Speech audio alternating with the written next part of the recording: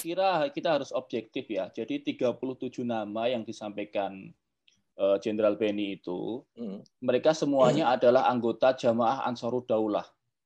Memang mereka dulu sebelum bergabung, sebelum berbaiat kepada Jamaah Ansarud Daulah, adalah anggota FPI. Tetapi pada saat dia ditangkap dan diproses hukum dengan undang-undang terorisme, status mereka sudah menjadi anggota Jamaah Ansarud Daulah. Yang kita tahu mereka ini organisasi pro-ISIS di Indonesia. Jadi saya selaku akademisi selalu ketika ditanya teman-teman selalu bilang bahwa FPI tidak terkait dalam konteks sebagai organisasi. Bahwa ada orang FPI yang kemudian setelah dari FPI dia kemudian berpindah ke Jamaah Ansarud Daulah, itu soal lain. Itu soal lain. Itu sama saja misalnya dengan organisasi X, ada orang anggota organisasi X, kemudian setelah itu dia ikut JAD, maka kemudian organisasi X-nya kemudian disebut-sebut lagi.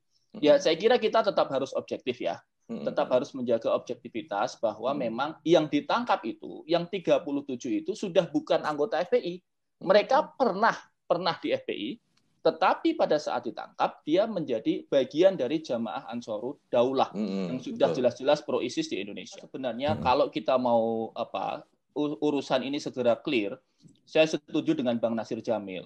Biarkan Komnas HAM saja yang kemudian sekarang menjadi penengah dan memberikan informasi yang clear. Saya kurang sepakat dengan demonisasi ya. Demonisasi itu membuat seolah-olah sebuah organisasi ini serem gitu. Karena itu bertentangan menurut saya dengan prinsip-prinsip demokrasi. Sekarang mungkin korbannya FPI. Berikutnya kan kita nggak tahu. Jangan-jangan nanti demonisasinya bisa ke partainya Bang Nasir, kan repot tuh. PKS misalnya, kemudian didemonisasi. Ini saya kira janganlah begitu. Kita tetap, ini himbauan pada dua pihak ya. Kepada teman-teman FPI juga jangan kemudian menganggap bahwa versi FPI lah yang paling benar.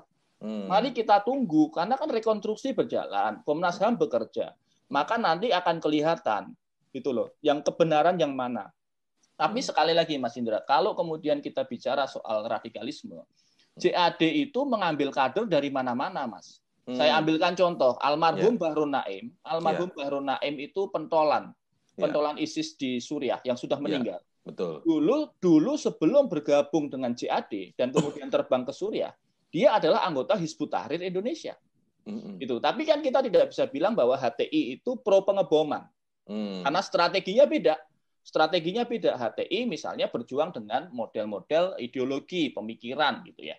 Sementara JAD melakukan tindakan sampai pada pengeboman.